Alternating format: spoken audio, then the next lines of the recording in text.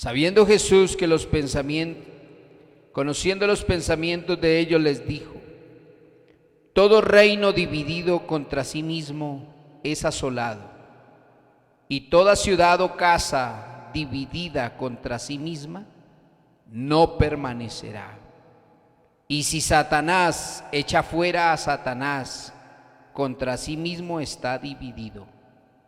¿Cómo pues permanecerá su reino? Y si yo echo fuera los demonios por Belcebú, ¿por quién los echáis vuestros hijos? Por tanto, ellos serán vuestros jueces. Pero si yo por el Espíritu de Dios echo fuera los demonios, ciertamente ha llegado a vosotros el reino de Dios. Amén, amén. Tomen asiento, ya hemos orado pidiendo a Dios su respaldo, su ayuda, su dirección. Y vamos a meditar, hermanos, en este pasaje de la Biblia que es muy importante. Qué bueno que la iglesia y todos nosotros pudiésemos obedecer a lo que la Biblia enseña. Y es que Dios a nosotros nos ha dado unas armas poderosísimas y valiosísimas para quienes hemos entendido lo que es el reino de Dios y su justicia.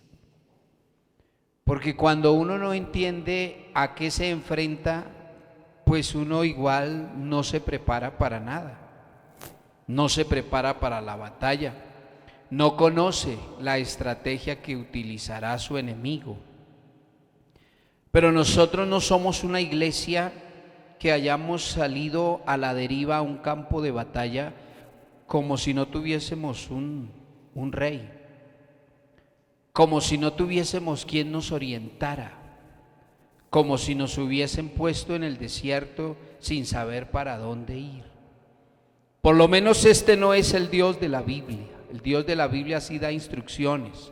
Uno también tiene que ser claro que hay gente que está creyendo y cree que está creyendo bien, pero no está creyendo bien.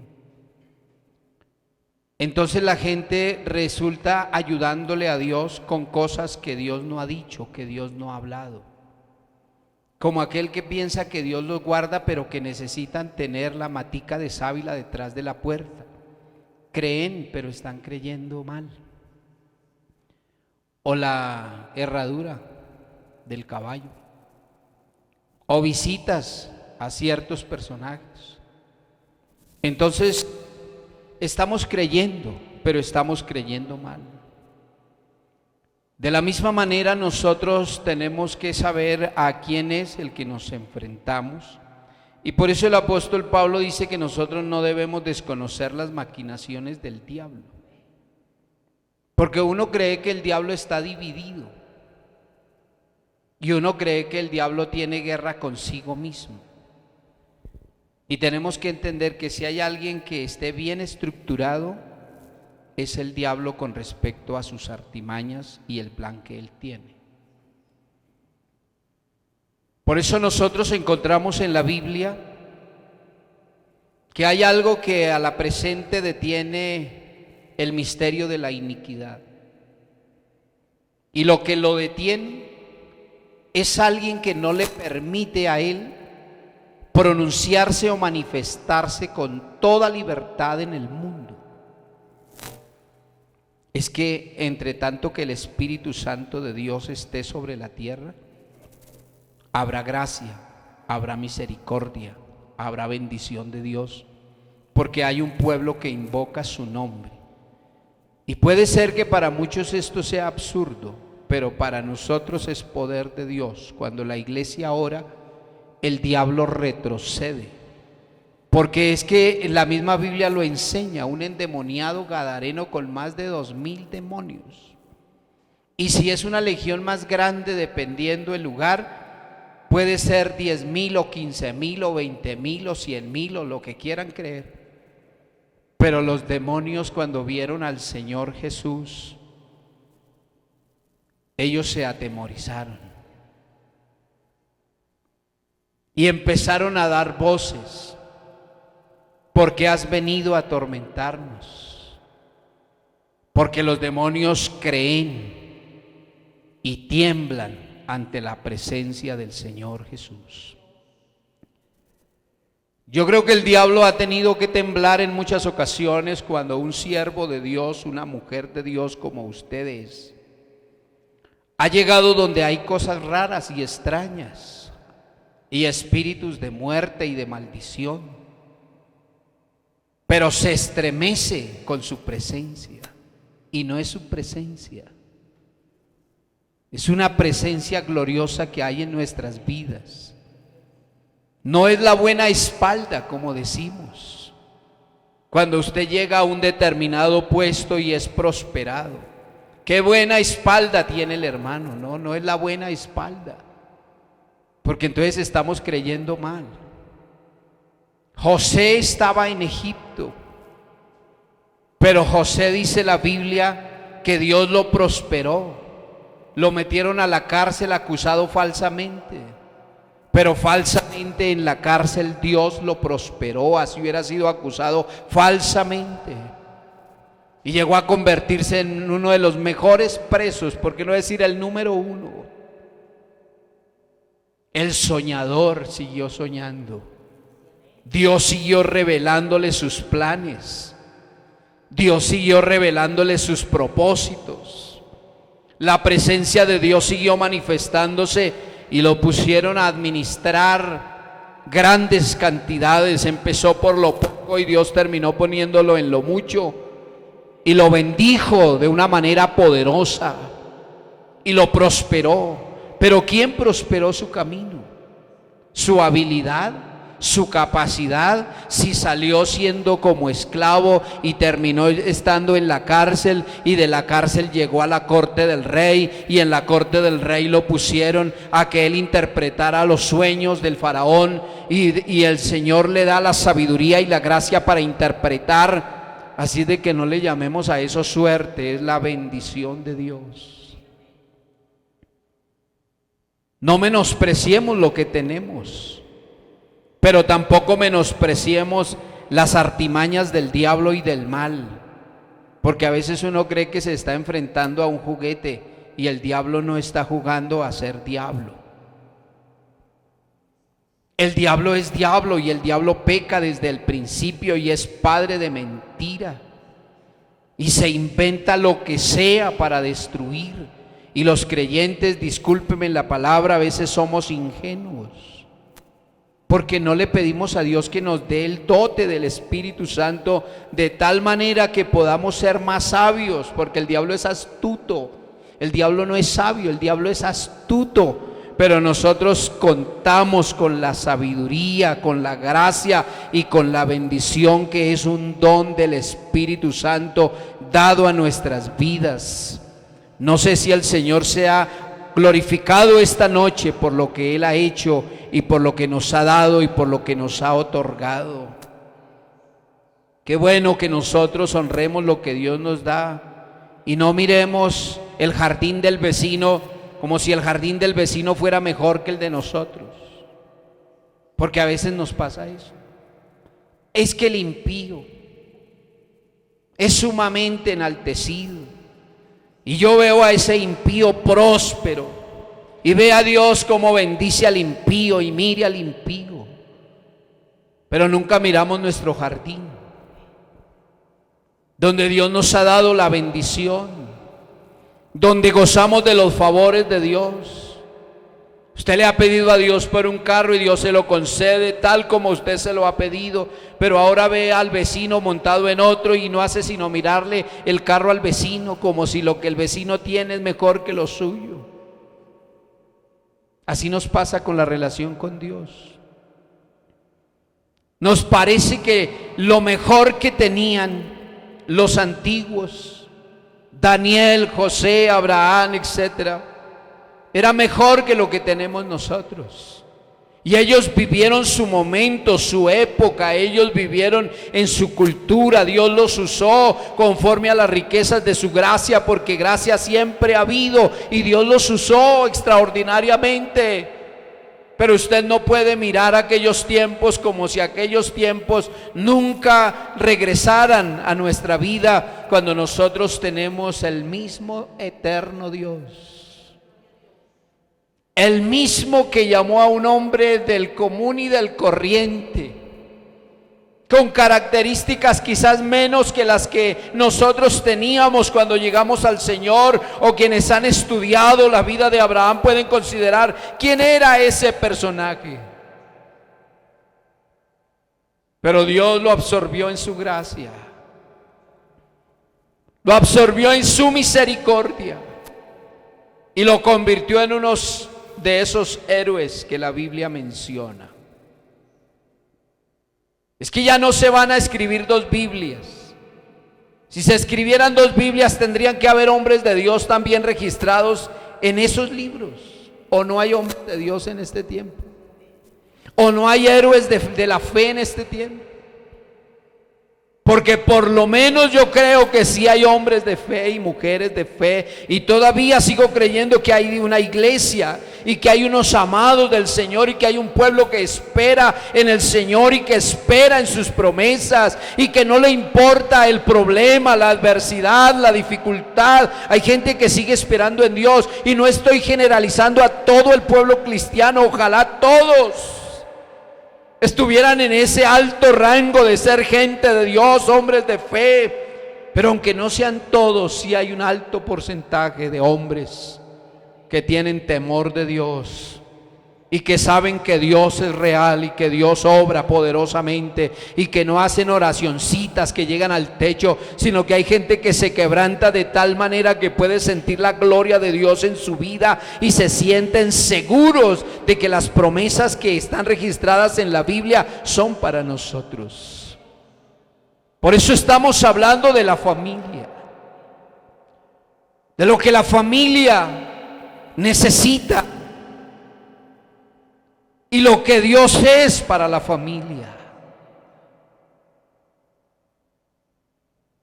Pero si nosotros minimizamos a Dios, ¿cómo podremos nosotros obtener grandes resultados?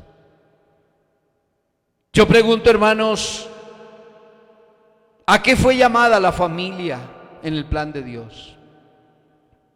Porque algunos creen que Dios no tiene un plan para con la familia. Pero yo encuentro que la familia está llamada a participar activamente en el plan de Dios. ¿En qué? Activamente en el plan de Dios, ¿en qué? En que tengamos un fundamento ético y moral, que es lo que no tiene nuestra sociedad. Porque estamos asustados y sorprendidos por lo que está pasando. Porque somos colombianos. Porque eso duele. Pero es aquí donde la iglesia se debe pronunciar. No saliendo a manifestarlo, viviéndolo. Comportamientos éticos y morales. Transmisores de fe y de esperanza. Eso es el llamado que Dios le hace a la familia. Porque la familia siempre ha actuado, siempre. Dios siempre ha contado con la familia, siempre. Cuando Dios organizó el jardín del Edén, ¿a quién le pidió sojuzgar y señorear y cuidarlo? Adán y Eva. ¿Y quiénes eran ellos? La familia. Si habían hijos o no habían hijos, no es el debate de hoy. Es que Dios los llamó a ellos para que hicieran un trabajo. Cuando Dios decidió que el mundo antiguo fuera abnegado en aguas, vino el diluvio. Pero Dios eligió a la familia de Noé. Eso dice la Biblia. Noé halló gracia, capítulo 8 del libro de Génesis. Halló gracia ante los ojos de Dios y les preservó la vida. ¿A quiénes? A toda su familia. para preservar el linaje humano. O sea, Dios sí ha contado con la familia. Cuando decidió salvar un pueblo, llamó a Abraham, a su esposa Sarai, que era estéril, pero pensando siempre en grande. Haré de ti una nación grande y te bendeciré y serás de bendición. Yo no veo a Dios pensando en cosas pequeñitas. Yo veo a Dios pensando en cosas grandes. Incluye a toda la familia. Dios nos incluye a todos. Cuando diseñó salvar al mundo, utilizó una familia. Y el Salvador creció en el seno de una familia. Porque la familia es importante. Nosotros tenemos una responsabilidad muy alta. Y aunque nos den ganas de irnos a las moradas eternas por lo que pasa, el Señor sabe que nosotros como iglesia y familia debemos de cumplir un propósito en la tierra. Es que esto no es solamente ser bautizado y entrar a gozar, sino que el creyente tiene que enfrentarse a las huestes de las tinieblas. Así como usted cree en Dios y sabe que Él está ahí en su casa, en su hogar, en su familia, y usted lo honra y lo respeta y no se hace aquel indiferente en los cantos, en la alabanza, porque en este tiempo Dios habrá observado el comportamiento, que quizás cuando el templo estaba lleno, la gente se espelucaba danzando de rincón a rincón. Esto ocurrirá en las casas. O dejamos que el predicador y el músico cante y toque y nosotros en la casa indiferentes, acostados, lavando la loza, organizando el trabajo para mañana. Y entonces reflexionamos, ¿qué es lo que pasa entonces en nuestras convenciones, en nuestros cultos?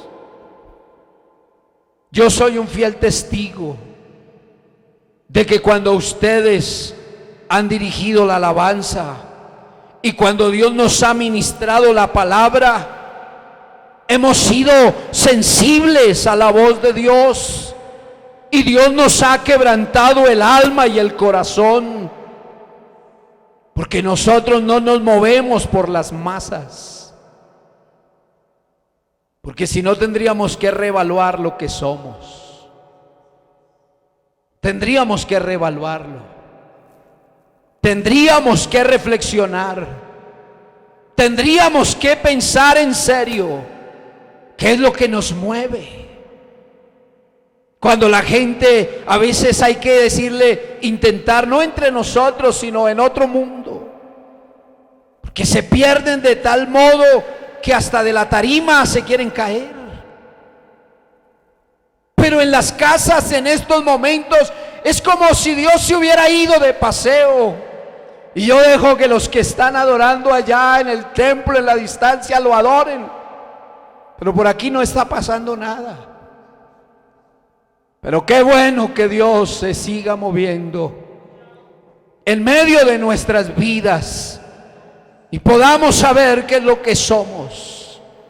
Que los verdaderos adoradores podamos salir a flote y decir, somos una generación de hombres que adoramos a Dios en espíritu y en verdad, sin importar las circunstancias del momento. Cuando tenías a tus hijos aquí adelante pidiendo silencio, porque estamos en el culto. Creo que de la misma manera nosotros tenemos que ser reverentes con Dios allá donde estemos. Que se cumpla el texto que dice: donde hayan 2 o 3 congregados en su nombre, Él estará en medio nuestro, obrando y manifestándose de una manera especial.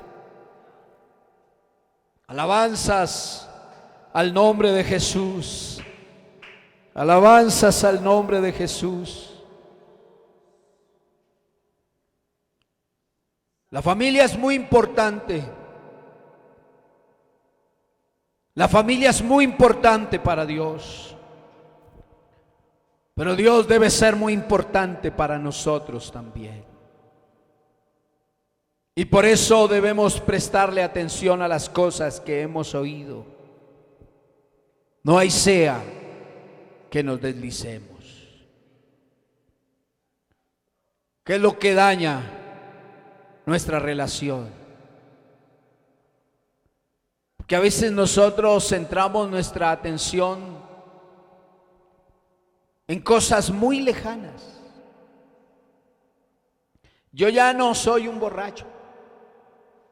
Yo ya no soy un maldiciente. Yo creo que el pecador solamente es el que hace esas cosas. Pero no nos damos cuenta que hay circunstancias que están dañando las familias. Y nosotros no hacemos nada por remediar las circunstancias.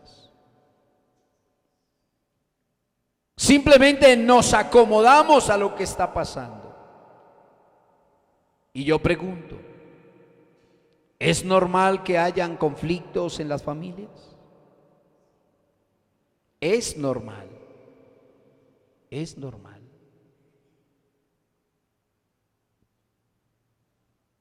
Cuando nosotros organizamos las ideas, nos preguntamos: ¿qué clase de conflictos se están presentando en mi casa?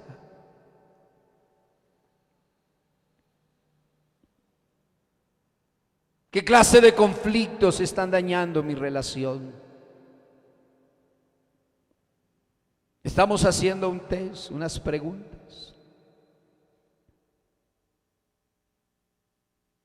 ¿Cuáles considera usted las posibles soluciones para mejorar mi relación en familia? Nos enfrentamos a desafíos, a grandes desafíos. Nos enfrentamos a crisis y nos enfrentamos a problemas muy grandes. Porque parece ser que el diablo está haciendo un trabajo entrenando a nuestros pequeños y a nuestros jóvenes para convertirlos en los grandes revolucionarios de la sociedad, donde no hay respeto a las autoridades. Pero ¿cómo nos preparamos nosotros que decimos tener a Dios en el corazón? ¿Cómo nos preparamos nosotros? ¿Cómo nos preparamos? ¿Cómo entrenamos a nuestros hijos? ¿Cómo nos entrenamos? Yo quiero resaltar un texto antes de terminar esta enseñanza que me parece muy importante tenerlo que resaltar. En el libro de Cantar de los Cantares, capítulo 2, Cantar de los Cantares, capítulo 2, versículo 15. Atrapen las zorras, a esas zorras pequeñas que arruinan nuestras viñas. nuestras viñas que están en flor. Hay cosas pequeñas a las que nosotros no le ponemos atención y nos pueden causar grandes daños.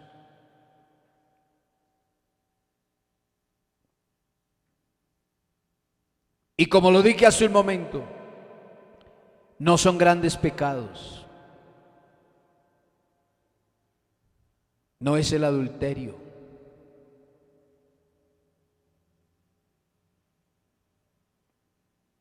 No es el ser desleales. Porque hay pecados que uno enmarca y dice, estos son los grandotes pecados que me han hecho daño. Porque eso lo hemos vencido, gracias a Dios. Y somos gente diferente. Pero hay zorras muy pequeñas que si nosotros, como dice el texto, no las cazamos, nos van a echar a perder una gran cosecha que ya está en flor. Y cuando nos demos cuenta, no habrá nada que hacer. Hay gente que vive en amargura. Una pequeña zorra. Hay gente que en la casa, lo he detectado, no aquí sino en otro mundo, familias que tienen una pequeña zorra que se llama inseguridad. No tienen fe, no hay confianza, no hay seguridad.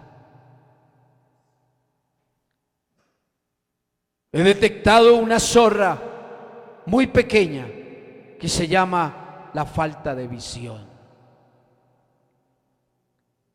Las familias pierden su proyecto de vida, pierden sus anhelos, dejan de soñar en grande. Una zorra que he detectado, la murmuración. Se murmura del esposo, se murmura de la esposa, se murmura de los hijos. Una casa dividida. Y los celos amargos. La desconfianza. Que si nosotros no prestamos atención a esto, estas zorras pequeñas echarán a perder las viñas. Porque como dice el texto, las viñas están en cierne. Las viñas están echando flor. Cierne significa floreciendo. Aparecerán las flores y luego esas flores echarán fruto. Así es el proceso. Quizás en su casa, igual Dios ha tenido proyectos extraordinarios, pero la falta de fe en una casa hace que nosotros nos quedemos viviendo en el mismo rancho toda la vida. Nunca reconstruiremos, nunca repararemos, nunca seremos capaces ni siquiera de solucionar esos problemas de goteras, esas zorras pequeñas, esos animalitos pequeños que dice la Biblia se meten en los viñedos, se comen el fruto, echan a perder la cosecha. Porque ¿sabe qué hacen las zorras grandes? Al menos las zorras grandes las identifican. Cuando las zorras grandes se meten en los viñedos, se comen el fruto. Pero las zorras pequeñas, como no alcanzan el fruto, se tienen que levantar y se estiran y saltan, y al hacerlo rompen la rama. Y entonces no solamente se pierde el fruto, sino que se pierde la siembra y se pierde toda la cosecha. O sea que cuando las zorras pequeñas entran en el viñedo, destruyen totalmente lo que antes se había sembrado con lágrimas. Y hay que restaurar por completo el trabajo que se organizó con mucho esfuerzo. Estos animalitos son muy astutos y se meten por cualquier agujero. Y por esa agilidad que tienen, se hacen difíciles de cazar. Pero si no las cazamos, el daño será muy grande y será irreparable. Lo oíamos el martes, escuchábamos la enseñanza, una zorra pequeña, la falta del perdón. Porque aunque no pase en su casa, sí sucede en muchos hogares, donde los hermanos no se pueden ver, donde hay padres que no pueden tener comunión con sus hijos, por falta de tener la madurez de bajar la cabeza y pedir disculpas y reparar las ruinas. Una zorra más que quiero señalar: la mala actitud. Dentro de una casa, dentro de una familia, esa actitud, si no se corrige, llega a destruir todo lo que hay a su alrededor. Porque es que hay esposos, hay esposas, hay hijos que todo les parece un mal en la casa. Todo lo critican, con nada están de acuerdo, todo lo menosprecian. Esa actitud destruye. Y hay quienes dicen que al amor no lo mata nadie, pero al amor sí lo mata la indiferencia. Sea indiferente. Tenga esa actitud de orgulloso y prepotente. Y ese síntoma va a terminar matándolos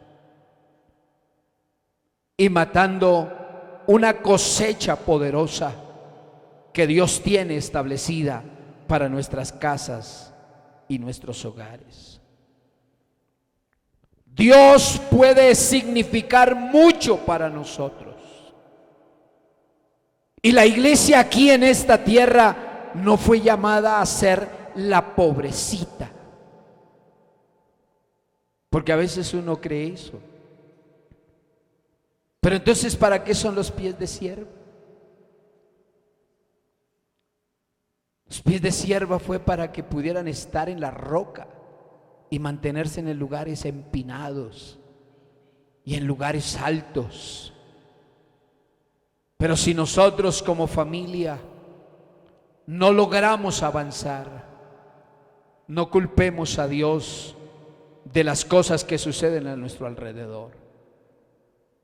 Hay que corregir una cantidad de cosas, pero lo que yo señalé por la Biblia es que todos estos hombres que fueron llamados, Dios siempre tenía un plan extraordinario para ellos. Y nosotros hoy en día aunque tengamos una cantidad de cosas y de conflictos enormes en este mundo, y aunque tengamos que enfrentarnos a una crisis muy grande y a un desafío, entre tanto que la iglesia esté en esta tierra, seguiremos siendo cabeza y no cola. Estaremos arriba solamente y no abajo. Seguiremos siendo sal. Seguiremos siendo luz. Seguiremos siendo una iglesia que hacemos retroceder al diablo, y no que nosotros le vivamos corriendo al diablo. Porque nosotros no andamos con nuestra puerta huyéndole al diablo, sino que las puertas del infierno, las puertas de Satanás y de todos sus secuaces no van a prevalecer, no se van a mantener en pie frente a un pueblo que invoca el nombre de un campeón, como lo es nuestro Cristo, el Cristo de la gloria, al cual nosotros honramos, al cual nosotros exaltamos, y que Él nos advirtió y nos dijo: mayores cosas que las que yo hice, vosotros haréis, si realmente nosotros nos apoyamos en la roca eterna de los siglos. Nosotros no podemos ser una casa dividida. Si nosotros como iglesia estuviéramos divididos, no lograríamos absolutamente nada, y seríamos los más dignos de misericordia del mundo. Pero ¿sabe por qué somos una iglesia triunfante? Y a pesar de tantas luchas que han habido y de tantas dificultades por las que hemos tenido que atravesar, podríamos decir hoy: ¿qué tienen estos hombres? ¿Qué tienen estos hombres? ¿Qué tienen estas mujeres? ¿Qué tienen estos jóvenes que marcan la diferencia, que son distintos al mundo en el que vivimos? Estos jóvenes tienen una gracia extraordinaria, un poder glorioso que ha sido desplegado sobre sus vidas, para que en medio de la crisis se pueda levantar bandera en el nombre del Señor y podamos ser instrumentos valiosos para la gloria del Señor Jesús. Yo quisiera invitarlos esta noche, nos pusiéramos en pie todos juntos. Vamos a orar a Dios como nosotros sabemos hacerlo. Alabanzas al nombre de Jesús, como nosotros sabemos hacerlo, con santidad, pero también con madurez. Es que al diablo hay que enfrentarlo con madurez, no como niños, sino como sabios, como gente inteligente, que sabe que usted tiene una lucha en su casa,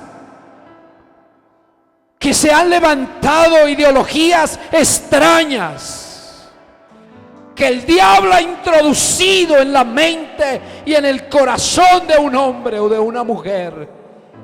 Pero hay poder en el nombre del Señor Jesús. Hay poder en el nombre del Señor Jesús. Yo quisiera pedirle el favor a mis hijos. Vengan, hijos, vamos a orar, y a mi esposa. Vamos a orar. Venga, ayúdenme a orar, porque las familias necesitan de Dios. Hermano Alexis allí cogido con su esposa. Vamos a orar esta noche a ver qué sucede. A ver qué sucede esta noche en esa casa, en esa familia. Nosotros no somos una casa dividida. Somos un pueblo. Somos un pueblo que tenemos por cabeza a Jesús, el Rey del universo. Soberano Señor, soberano Dios, Rey de reyes, Señor de los señores. Oh Dios mío, nuestras familias, nuestros hijos son para gloria tuya. Padre nuestro, entre tanto que escuchamos tus pasos que se aproximan velozmente a levantar un pueblo, la lucha se torna difícil. Pero Señor, levantamos bandera, invocamos tu nombre, rogamos tu gracia, el poder del Espíritu obrando en nuestras casas y en nuestras familias de una manera especial, en el nombre del Señor, en el nombre del Señor, en el nombre del Señor, en el nombre del Señor. Dios mío, que toda tiniebla retroceda en el nombre del Señor Jesucristo.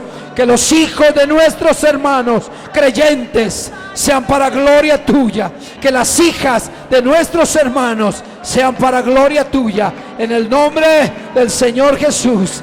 Gracias, Señor, gracias. Gracias, Señor.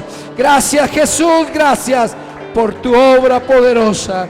Cantemos al que tiene todo el poder, todo el honor, todo el reconocimiento. Aleluya al Señor. Adóralo. Si puedes adorarlo, si sabes adorarlo. Oh, adora su presencia. Siéntelo.